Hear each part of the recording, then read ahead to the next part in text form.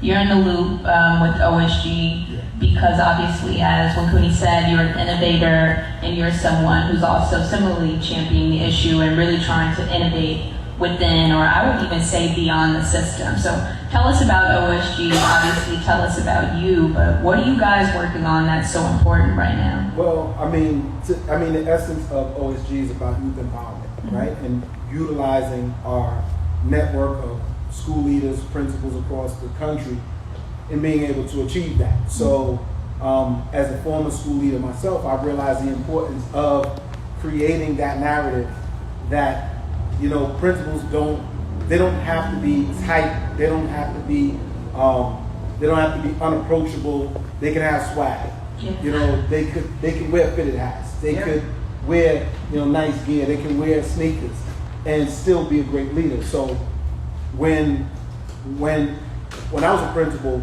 that was one of the things that I think stood out to me the most, is that whenever I went to work without a suit on, whenever I was in a different kind of drip, it was always that those families and those students would be like, yo, Mr. McKeezy, wait a minute. They assume that I'm wearing a suit from the time I wake up to the time I go to sleep, and even in my pajamas, it must be a suit because I'm not supposed to look like this. So I was very unapologetic about being myself when it came to being a school leader. But I also felt that what was happening was that young people got an opportunity to see me in a different light. Absolutely. Unlike, I think, Jordan, you had said it earlier, again, no principal that you ever known looked like me.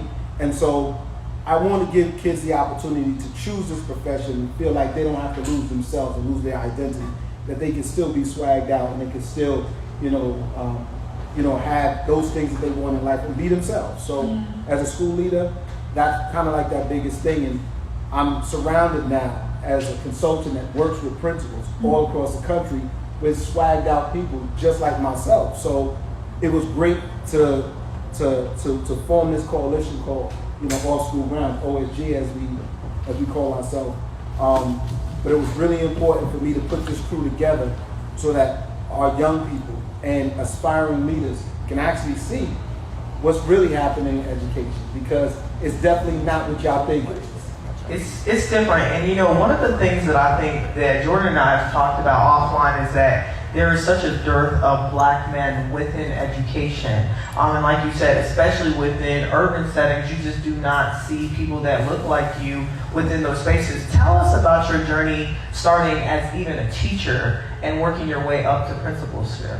Well, let me just go back and something you just mentioned about what appears to be a lack of black male, educators and leaders. Believe it or not, there are a lot more out there. There are a lot more even female black leaders out there than you would even know. Yeah. Primarily because of the narrative. We're never dope. We're never great principals.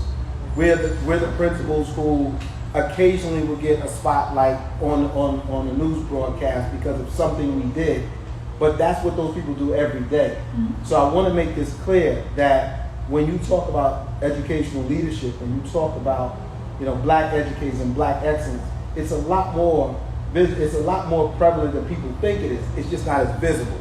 So what I'm looking to do is to create that platform where people get to see how dope black principals are and that they actually exist. Because it's funny, when I got them in the room the first time, when I get them in the Zoom conference every week, it's amazing to them that I'm actually in a room with 90 other people who look just like me.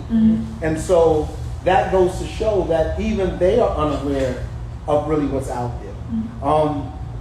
And to go to your question about even as a teacher, again, as a teacher, I felt the same way, that I wanted to be me. I didn't want to be something that somebody else had created for me in terms of an educator. Yeah. I wanted to get up in the morning. I wanted to go to work and love my job. I wanted to love being around kids. I wanted to always do the things that I love to do, which was play golf, play basketball, hang out with the kids, laugh, joke, listen to music. That's what I wanted to do as a school leader.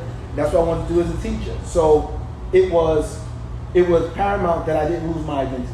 Yeah. It was just paramount in who I became. And now I'm surrounded by so many other educators who are doing the same thing I'm doing. Mhm. So I don't necessarily feel like I'm just the exception to the rule. There are a lot of us out here doing those things. Yeah. You know, I think that you're right. I said I hadn't had a principal that looked like you. I didn't. And I obviously mean that, you know, in terms of, like you say, you got swag, you're a part of the culture. But also, every administrative person, literally, in my life coming up, and you may or may not relate to this, Wakuni was a white man. I mean, I went for a good portion of my schooling to a Catholic school, and so naturally that might have been the case, but I also saw how that impacted young black men. Yeah. Obviously, they didn't look like the principals, they didn't look like the deans, but they didn't relate to them. And I think it really robbed them of, you know, an educational experience where they could have gained a mentor, they could have gained a role model. I mean, how can you see that sort of lack of connection with administrative folks impacting our boys? Well, again, it's really not about it not being there. Mm-hmm. It's just about if you almost, I think people look at themselves and observe things in this bubble. If this is what I'm experiencing and this is what the reality is. Yeah. And it's just because you didn't have a black principal growing up or black male principal doesn't mean that your friends didn't or that your cousin didn't or that, you know, somebody else in your family didn't. So I think it's important to know that just because I don't necessarily see, you know, a train every day doesn't necessarily mean that trains don't exist. I like that. You know what I mean? like that. And so you got to kind of put yourself in a situation where you realize that, you know, black males are not, you know, we're not UFOs. Like we're not, you know, Unicorns. We're not unicorns. Like we are real people doing real things every day. And, you know, without taking anything away from black female principals who's out there killing it too, right? Absolutely. I mean, you know, OSG has an amazing crew of dope principals, male and female. Yes. And I'm just saying it's the same thing. Just like you haven't seen many black male principals like me, there's a lot of people who are going to grow up and say they didn't see a great black female principal either. Yeah. But I want you to know that they exist. And I'm going to make it my business every day to actually highlight those things and make sure that the world know that we are out here and we're doing great things. And it's taking nothing away from any other school leader, because I love school leadership. I love education. But I'm just telling you that there is an underrepresented crew of dope people out here leading schools across this globe. And I'm driven to make sure that the world knows about it. I feel that it's my professional, but more so my moral responsibility to let the world know that black principals are out here doing great things every single day. Yeah. That's amazing, Dennis. I think what you touched on is changing the narrative, changing the way society perceives us, because we do exist, we are in these spaces, but unfortunately the mainstream media has not been paying attention to that. And I think that's the beauty of being here at Game Dash Studios, is that we are focusing on things that have been historically not focused on. People like you, and elevating these stories because they do exist, right? This is not fake. We're not in the Matrix, right? People like Dennis exist. Absolutely. And uplifting their stories, I think, is really what's paramount in today's society. So I want to commend you personally on the work you're doing within our communities and uplifting and connecting other principals, because I can only imagine the types of things that are coming out of those types of conversations. Absolutely. I mean, you know, when we talk about that, you know, the Matrix, right? It's funny that we don't necessarily, as people of color, don't necessarily think of ourselves as people being in this Matrix. We are actually just doing what we do every single day. It's society as a whole that tries to put us in a different situation, a different circumstance, to make us feel as if we stand out. Nah, we do the same thing every other principal does. We get up every day, we sacrifice our families, we sacrifice our health, we sacrifice everything that we're doing to do what's best for children. And I feel like it's very important that people know that even now, in the midst of COVID, there's a lot of principals that got to go back to school. And a lot of principals who are struggling with that every single day. Yeah. That anxiety's kicked in, that fear's kicked in, the choices that they have to make for themselves and their families have to kick in.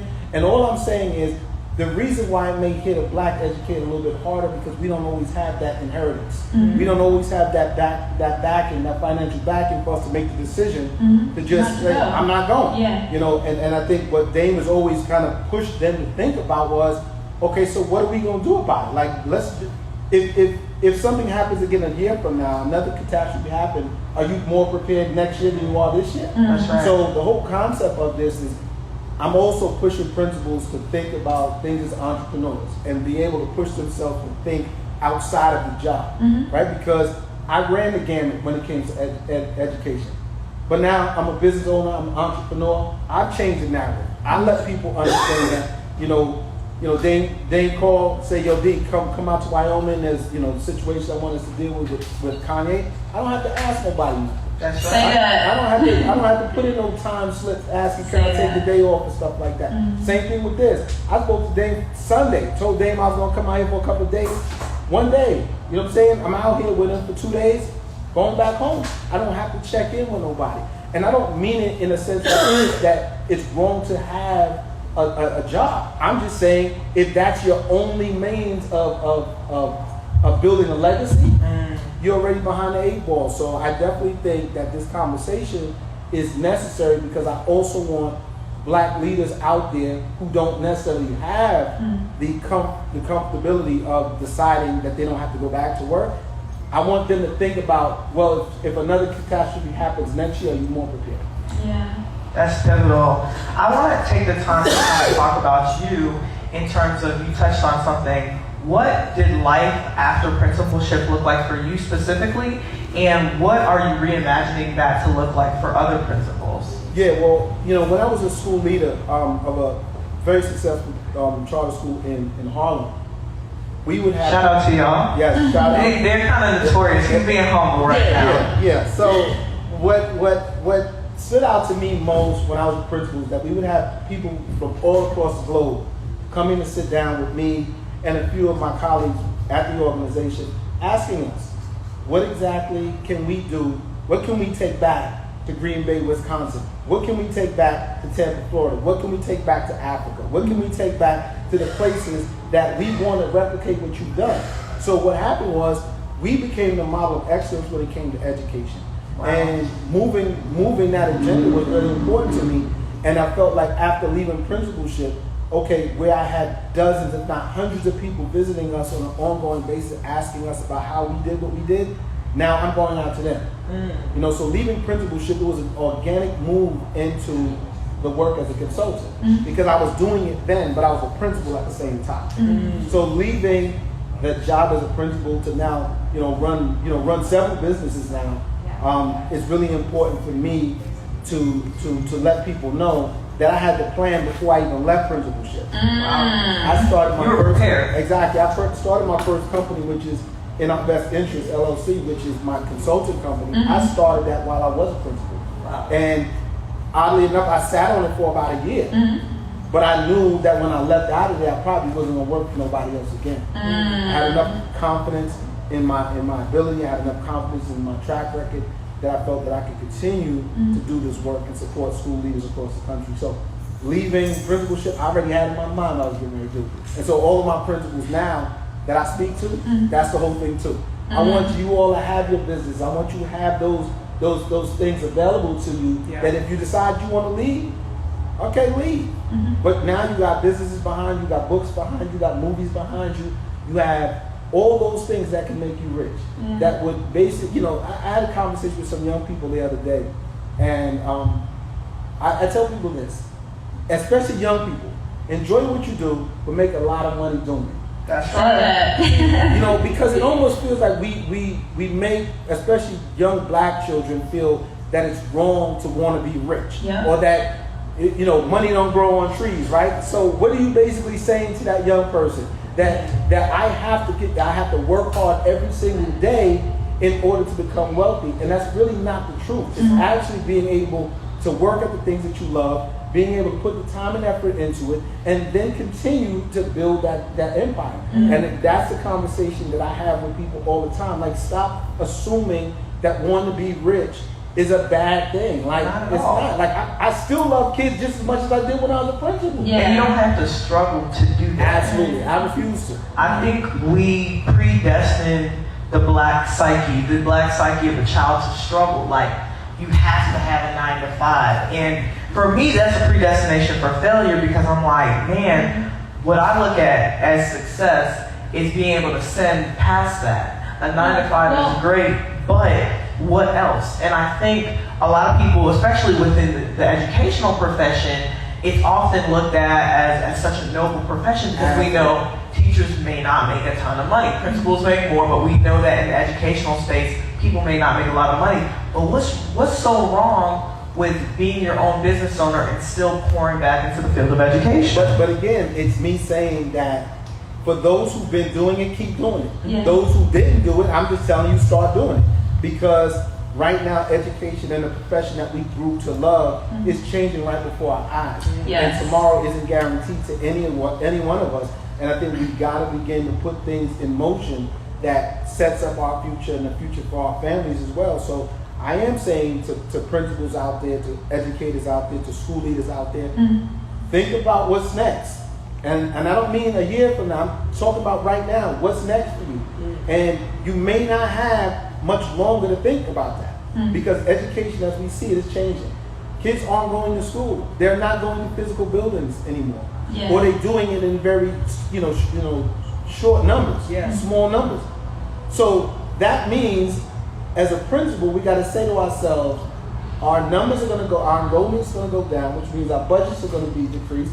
How are we going to continue to sustain this type of lifestyle for ourselves? So the young, aspiring black leader who wants to run a school may not get an opportunity now, right? Because of the fact that there's really not going to be much of a need for as much personnel as we once saw in actual school buildings. You're so right, Dennis. I would love for you to tell us, I know you talked about how you pass on those principles of autonomy, of business ownership, of entrepreneurship that we never learned in high school. I think what I remember from my AP economics class was learning about CDs and learning about investment funds and things like that, but not necessarily how to make it to the steps that would give me an investment fund or even engaging with one. But what I want to know and what I would love for you to share with people is, what are some of the initiative-based approaches that you're taking to ensure that you're passing this on to your folks? And then how can they even support OSG or you personally, your businesses in those efforts? Yeah, one something that I'm very proud of, I obviously working with principals all the time and working with school leaders and teachers and things like that, it's very inspiring to me as well. It's something that's very rewarding. But there's something else that I didn't want to lose sight of, which was the young people, the kids. I wanted to continue to do things with and for kids. And so a good friend of mine, Curtis Hobby, started a youth investment group with a group of kids, and they have a podcast now called Fundamentals, the Fundamentals of Investing. That's awesome. Yeah, so they asked, I was actually their first interview. Wow. I was their first interview, and it's funny, I love young people, so you get them in the room, and everybody's tight. Oh my goodness, we're about to interview this successful man and things like that. And I had to say, hold on now, this is a conversation. Right. Let's have a good time with this and stuff like that. And so now, if you go on my Instagram, the official OSG, you'll see pictures of them in their confident states now. Like they're so confident. So since then, I think That's gotta be amazing to watch. It is. Yeah. And right now, I believe they've done 8 to 9 different podcasts already. Wow. With a lot of them, with other investors and businessmen and women, and also too, they had Anthony Anderson that was on. Oh, that's amazing! Shout out to Howard alum. Yeah. So to see those type of things is great, right? Yeah. And then to bring them in the room with the OSG crew, so the OSG crew can support their movement and stuff like that is amazing. Another one is I have a young, one of my former students. I had him since he was in kindergarten, right? And his name is Jason Williams. And Jason had a very troubled childhood. His mom's loved him to pieces, but he had a rough way to go. Yeah. And I basically said at that point, I'm going to make sure that Jason's successful. I'm going to make sure that Jason, no matter how many times I want to just throw Jason out of school, I'm not going to do it. I got to love him hard. And so fast forward, Jason's now 21 years old. Jason called me, he calls me Pop. He called me his dad, right? Because I'm pretty much the only dad he's ever known. Yeah. And he said, yo, Pop, he sent me a text and he said, give me a call. I said, what's going on, Jay? He said, Pop, I bought my first house. Whoa!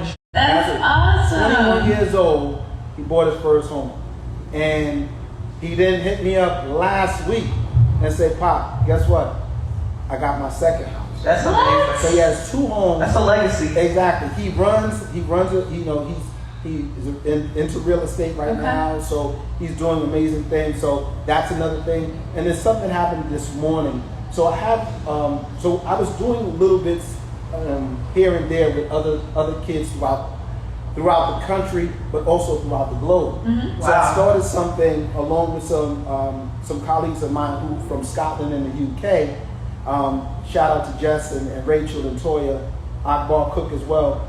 So their organization is called Teach Through Love, I believe it is. Okay. So we got together and we said, you know what, let's just do something for the kids.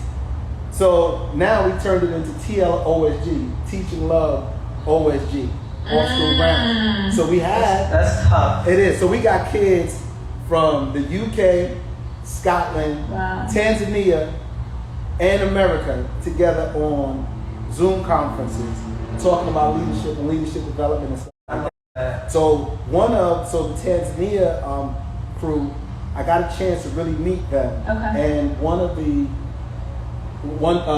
the mothers whose daughter is on there all the time, she has a daycare center out there. Okay. So she asked me if I would be willing, if I could, you know, help get some supplies out to Tanzania. And I said, sure, you know, I'll do what I can.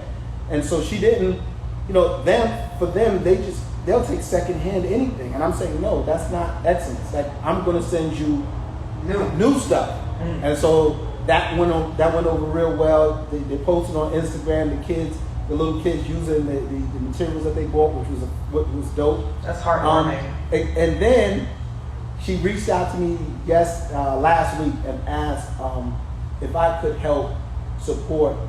They wanted to do a basketball court in their town because there's no basketball courts in their town. They don't teach basketball there. Everybody plays soccer. And her daughter, who's now in high school, loves to play basketball, but she has to travel. But in the back of her daycare center, she actually has land that she can create a basketball court. So she reached out to me and asked, can OSG help out a little bit? I said, listen, right now, I love what y'all are doing. You want a basketball court? We'll help you get a basketball court. So I got on the call with her today, along with the architect, and in the next 3 to 4 weeks, they'll have their first basketball court in their town. That's exciting. With OSG logo in the center of the court. Oh my, you gotta send us pictures of that. Yeah. Absolutely. So I guess ultimately what I'm saying is that no matter how much I love on my principals, no matter how much I love on the adults that I support all the time, it's always going to circle back to kids. It's important that y'all are bonded by love. Absolutely. You know, James Baldwin said, not too many people have died because of, too much love, but there are so many who are dying because of lack thereof. Absolutely. And that's what it really boils down to, I think, and you've articulated when it comes to our culture and our children, no matter where, everywhere in the world. I think that is so important and essential. And honestly, Dennis, I hope you get a chance to go out to Tanzania. Because, I haven't been myself, but I hear it's absolutely breathtaking. If you need some aids on the trip, let us know.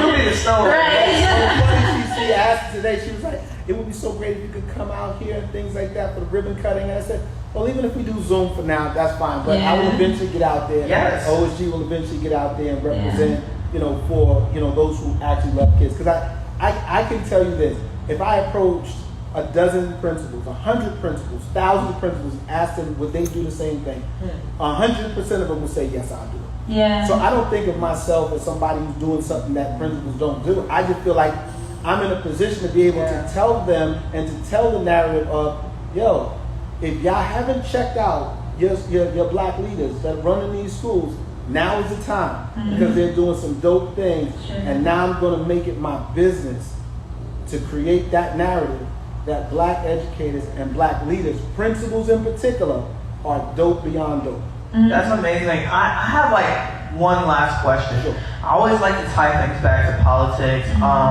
And one of the questions that a lot of people ask me is, okay, how can I utilize my voice in elections? So can you tell us about the relationships between superintendents and principals in schools, as well as Board of Education leaders on a more national level. How does that affect people actually at the local school level? Well, I guess in all honesty, it affects it, but it doesn't always affect it in the most positive sense, right? Well, that's important to know about. What I want people to understand is that school, there is such a thing as school reform, but it's usually done on the state level. But real school reform happens in the school building every day. Wow. You know what I'm saying? I think when we start having those conversations about school reform, it's always including politicians and everybody else except the principals.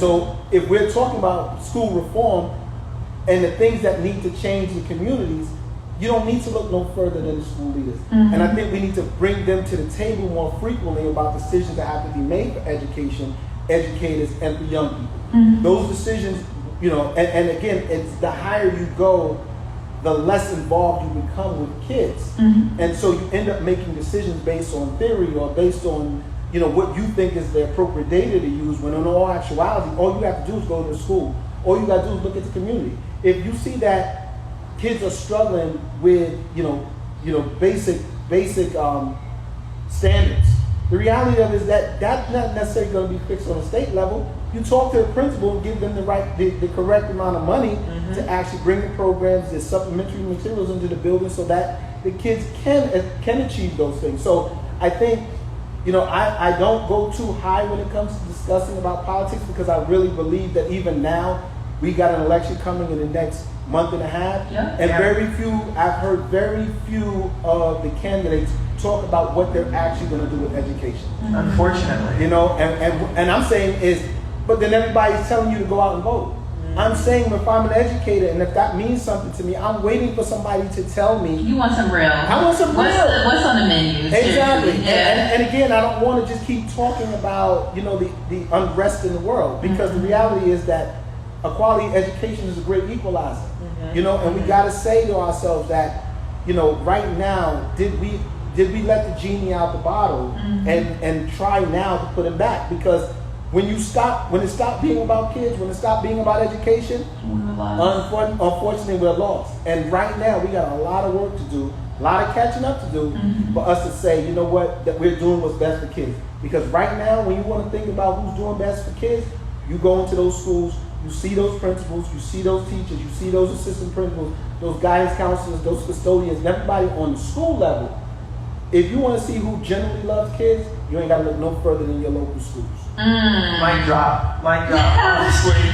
Well, Dennis, I mean, it's been an absolute pleasure getting to know you. We've obviously read about you and we've learned about you through Dane, but it's been a real treasure actually listening what your plans are to make sure that, the way you came into the school system and the way that we came into the system is not the way that we leave it behind. I think that's so important, and it's inspiring, to be honest. I would like for you to remind people how they can continue to support OSG or even look out for your work. Absolutely. Again, you can check us out on Instagram, the official OSG. You can find us on Facebook, the official OSG.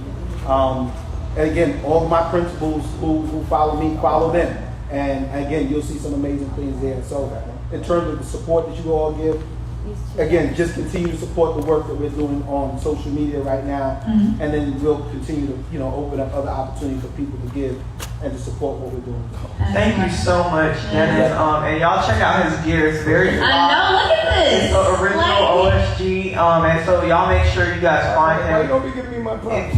Oh yeah, by the way. Shout out to my man Dave Dash. Let me see if I can find this little patch. But I also did design the logo. All right, so there's tell us the tea. I designed the logo. So Dave, you can come over here for a minute, Dave. It's important. It's important that people know that this ain't just a conversation about education. This is about, us partnering together on some other big deals. And I think right now, when we talk about OSG, I have to. I'll be remiss if I didn't tell you that this man right here, the legend, Dame Dash, got the real OG. Yeah, the real OG, who's here, came on. Matter of fact, let me tell you how it was funny how it went. When I started OSG, we did 13 weeks of OSG. Dane came on the 5th week with Dougie Fresh, and Dane ain't left. Wow. And what Dane told That's us, commitment. you know what Dane told us by that time, maybe by the 2nd week, I'm gonna help make all of y'all rich. And he said, you know what, I'm gonna even get working on the merch. And he started on that merch. And what right now, what I'm wearing and OSG's wearing, what Dame wears, OSG, Dame is the brainchild behind that. So I gotta give him his props. I gotta give him his props. I want to thank you for that. But the thing is, you know, because I'm an artist, everyone doesn't like always recognize certain things I do artistic. Okay. I designed that. It's very fly. No, meaning like I designed the logo. I made the logo. Can you tell me about like the thought ideation process behind it? Because I love it. The Ivy So- letters. I wanted it to be collegiate but hip hop. So I took the font from Run DMC and I purposed it like Run DMC's font. Wow. And then I got this to make it more collegiate but cool. And I wanted it to look feel like the Yankees. I love that. And That's why the Yankees are blue. So you see a red OSG. that's not you. That's not it. That's a knockoff. That's not a That's visitation. why. And Dane was wearing some fly OSG gear yesterday Yeah, that too. was it. It's probably the same shit. What were you showing us? Dennis? Yeah, it You was- showing us something? yeah. There was something on the. Whoa. The Dusco. So we got the Dusco patch right here. Wow. Right, and then the D. Yeah, we got Right here, the D dash. That's embroidered. All right, Dennis is modeling for us. Right. Yeah, come on. Multifaceted. Oh, I designed this logo too, by the way. I love this. It's letter. Yeah, Multiple ground. I designed that one too. Yeah, but you know what? But But no, the signatures there. yeah, but what he gonna say? Oh, you say, oh, my signature. Nah. there. Yeah, I said the signatures there. These are. I'm just saying, you see the description you gave for everything else you helped do? Because I designed it. I'm just saying, so you don't like the logo? I mean, my I said my signature? it's not creative. It's just the signature. Okay, all right. All right, It's not supposed to be a logo. we got two masterminds So here. Dan, you know what? And That's why I have a little BB. That's a logo. yeah, and I'm glad you said that because that's what before I jump on the plane tonight to go back home, you and I are gonna come up with a logo for, Yeah, that's it. you know, a logo for off school grounds. Heard it here That is the first. logo. I mean, well, for the kids, for the merch. Whoa, what you need? We'll talk about it. All right. I'm sorry. We got the two legends in the building. We got Dave Dash. We got Dennis McKeezy. It's been an absolute pleasure, gentlemen. We're looking forward to the new merch. Make sure you tell us where we can find it. This is not merch. This is made in America. This is design. It's cut and sew. It's a clothing line. This right here is a collaboration. Wow. You know what I mean? So like the other merch will probably won't have the DB on it. Okay. Actually no. Merch is. I just can't call it merch. Just like calling it rock. This is art. Put it like this. You see this logo? Yes. It's rock woven. I don't usually wear it. You know, but I like the color. I make one myself. But it's the logo. It Yes. doesn't say rock woven. You just know it. You just know it, and you wear it on clothes. It represents clothes. You know what I mean? So it's fashion. So it'll be like, how do you call Ralph Lauren merch? So like, when you look at the U.S. Open, he's sponsors it every week. I mean, every year. And the ball boys are wearing it, But it gets sold in Macy's and in Bloomingdale's like a clothing line. It's not looked at as merch. So the narrative is always important. Yeah. And with the principles, they're not to say program, but they're in a pattern. You know, they're used to educating, and then also sometimes they have to be given orders. They have no choice but to give curriculums that are given. So what I found interesting about the principles is they were doing beyond the curriculum that was given. They were caring. Caring wasn't in the curriculum. Right. You know, and also not depending on, you know, what they I can't call them their superiors because they're not. But whoever's considered their boss or whatever, don't depend on them because to me that's our oppressor. Right. The education that's been implemented now it's been, you know, strategic to make a school look like a jail and a courthouse. Yeah. And to keep people in to be educated behind a desk in the morning till night and wake up that early and be away from your parents and only see them when you're tired. And that's not how kids learn. Right. It's not. And if you look at real history, before our oppressor gave us supposed structure, I didn't see no schools and no hieroglyphics, have you? No. Not one. Everybody. Did they talk about, I didn't get no schools in the Bible either. I think the idea of how schools are now is not how it was originally intended Of course, to be. if an oppressor tells you it's school, it's slave training, and you don't know it. Again, how do you like my issue, and again, the first time I got on with them, they were almost like a little bit like, damn. Because I was like, why this, why that? I'm like, why? I went to school, no one taught me about farming, paying taxes, being an entrepreneur, about voting, about lobbying. Why was there so many distractions? You know what was available for me? Basketball was there every day. So it was either basketball or that I'm not interested in. Or that's going to teach me to have a 9 to 5. Of course you're going to choose basketball, but basketball is loud. So now all these kids are looking at basketball because that's the alternative. Like basically school gives you like, yo, you could either do a 9 to 5 or you could take care of your family and play basketball and don't pay no attention to school. And what's a kid going to choose? And that's what a lot of black boys are given, just that choice, or jail, which is that third choice. Well, that's the reason why the schools conveniently look like jail. So when I go to court and let me jail up, and I'm like, man, this shit look just like school. Same lighting. Why? When you build a new school, why would you build it like that? Why would you not curve or correct the curriculum? So the OSG has been developing curriculums, books. Like we ain't gonna do nothing for it, we'll do it. I'm personally going to make or enhance schools underneath the OSG one at a time. So we start with and then I'm talking to like principals like that make me like this school. I can't call it merch because I will wear it. Akbar Cook. This shit fly. You got Go-Away bras and shit. You got beauty salons and banks. Oh wow. Climbers down, grades is up, chips, the ring, and he's principal. And the thing is, everything he's doing, he do it first. And then say, I did it. And it's funny because I be hearing about other people, I ain't want to talk about it but on the Zoom, but other people that's supposed to be hiring him saying he's acting like a big shot, blah, blah, blah, big-headed. Yeah, that's right. Unless somebody's saying that you ain't doing it right. Unless you're not disturbing, unless somebody's like, yo, he's acting funny, he ain't doing it right. So what you have to accept as a principal is that is coming. When you do something disruptive, when you do something different, when you shake up the system, people are going to, at least one, the person whose job is at stake, the person whose job is about to get taken, is going to be the one that's going to try to block everything. That's what happens when you put yourself in the program. But what he's showing is, OSD, 90 principals stick together, we don't even need them. We were in a position to say, yo, you ain't got to go back to school, we'll hire you. Wow. Or we not even hire you, we'll just make sure whatever money you're not getting, we got it for you. That's the security they have. So like if somebody bothering one OSG, the whole OSG showing up, and my whole army showing up, and the bishop's army showing up, the senator's army showing up, the congressman's army showing up, Kanye's army is showing up. Yeah. He has to because he showed up for him. And that's a beautiful thing. We don't see that sort of unionship within black and brown people. Well, you know what it is? It's that bullshit where it's like better than you. It's not to help us to keep you out. That's what we call it. To me, I call it the high yellow nigga syndrome. You know what I'm saying? Speak on it. High yellow niggas be sneaky as fuck, and they're actually they more racist than white people. It was the slaves that were presiding over the other slaves. Well, that's the ones that are getting employed by a master. Yeah. The ones that when you say, yo, I got the plan to be free, they tell them.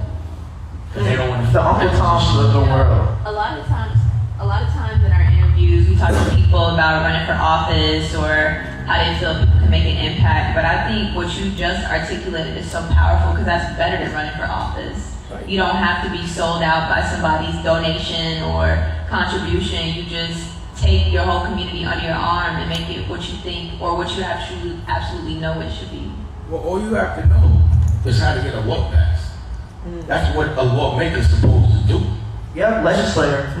Legislator. So when you got celebrity on your side, you could bring awareness to a law and lobby for it and get it passed. That's why the president is useless. He can't get no laws passed. Everything he do is an executive order.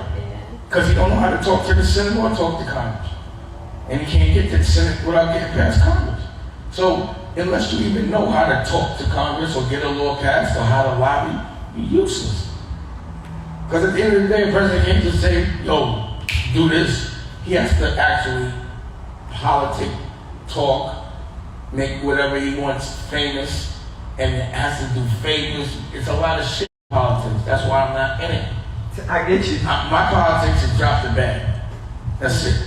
What I notice is when you drop the bag, everybody acts right. And that's that. You know, I was reading a quote the other day from the economist Andrew Lewis, who said, if you're not paying for the product, you are the product, right? Ooh. And so when I think about what Dame has been saying, it's like, okay, these cameras, Dame paid for them. Right? Ownership.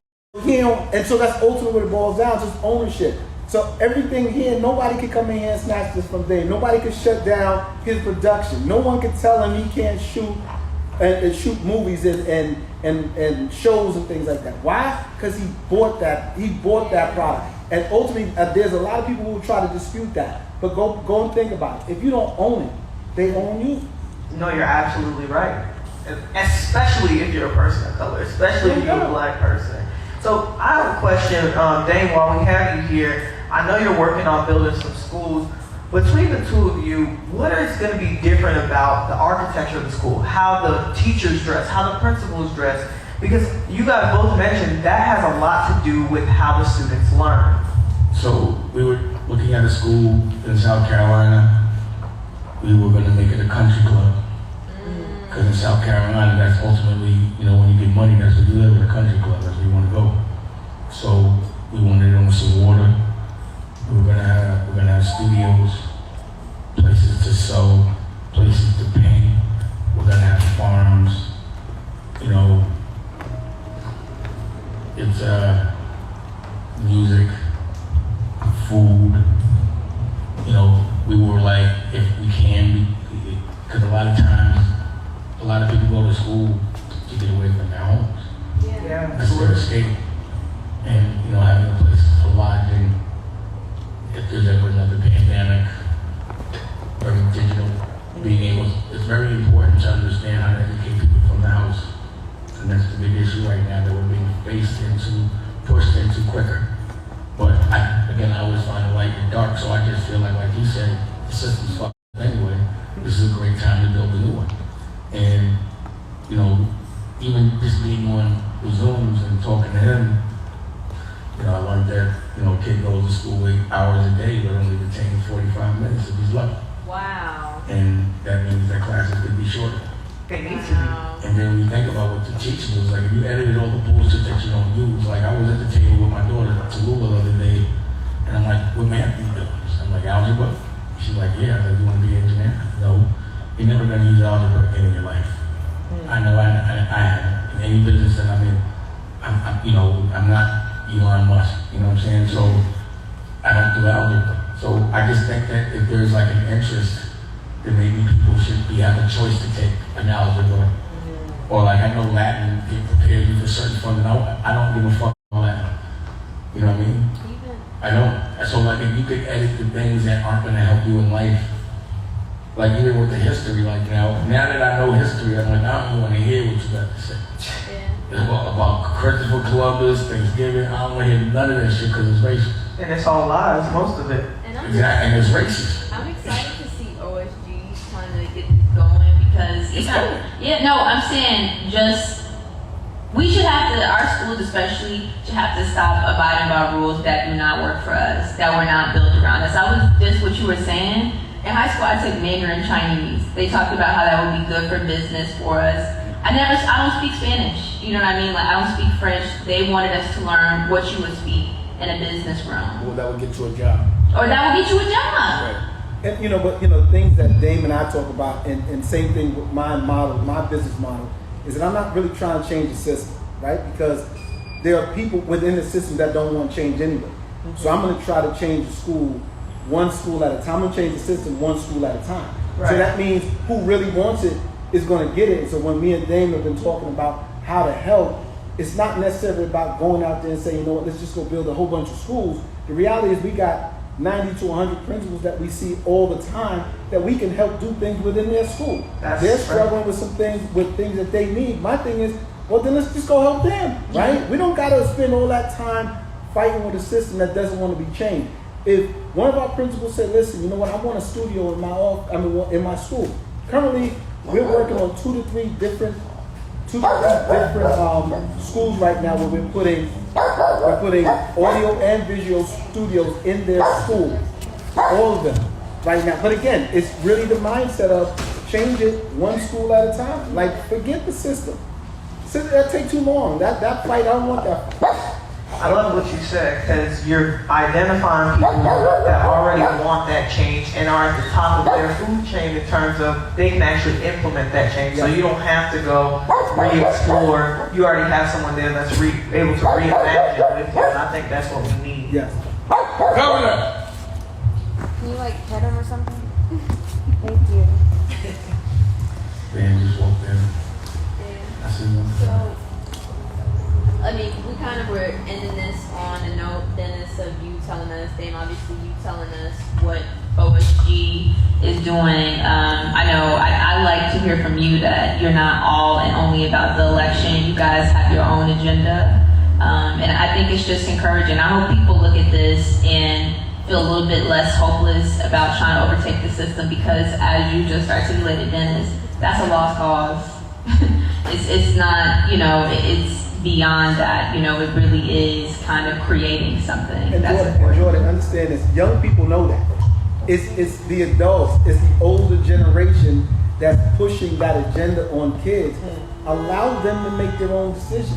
Absolutely. I understand the whole idea of telling people to get out and vote, but also I'm saying is, don't tell somebody to go vote. But I don't particularly I like this bad candidate over this bad candidate, so let's just choose the lesser of the two evils. Like, what kind of business model is that? What kind of mindset is that to tell somebody, you may not like him, you may not like this candidate, but do this because we want this one out.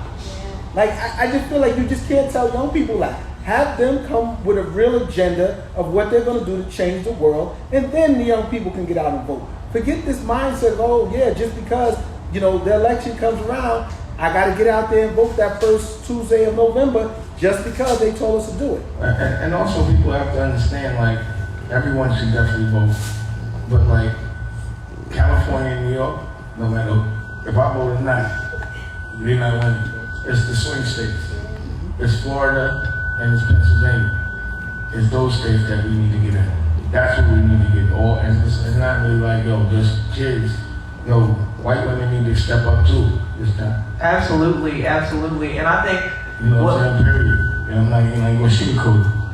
we need that, and I think we need to be paying attention to our local and municipal elections. You need to know who your superintendent is. You need to know who your school board elected officials are in your neighborhood. You need to know who you're voting into office, because they're going to appoint the Secretary of Education.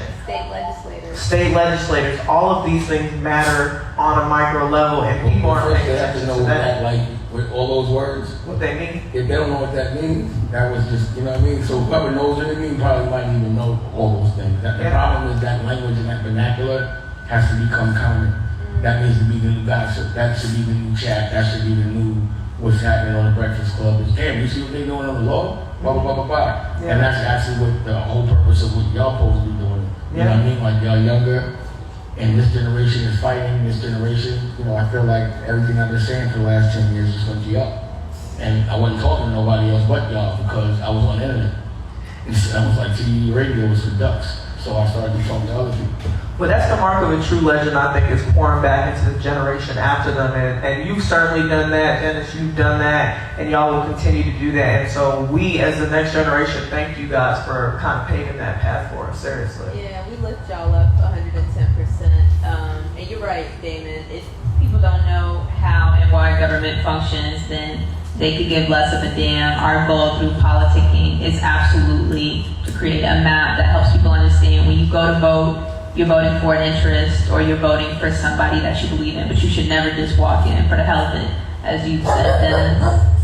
There has to be a better way, but thank you so much, gentlemen. This was amazing. And Politicking TV signing out. If you want another amazing video with the one and only Dame Dash, check it out right there next to me. I think you'll enjoy it. Continue to believe, and I'll see you there.